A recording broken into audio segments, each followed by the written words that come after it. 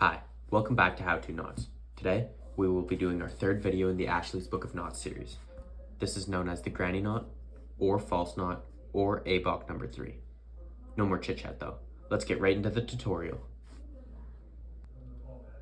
Okay, so first off, you're going to make an X with your 2 ropes. Then, with the blue rope, you're going to pull it under and through, just like that. Next step, you're going to take the red rope, make another X, and pull it under and through. Just like that. Tighten it up as much as you can. Perfect.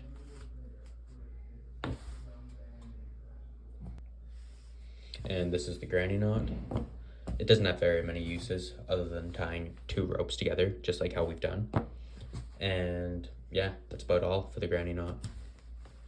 If you'd like to purchase the Ashley's Book of Knots, you can click the link in our bio. We are an affiliate.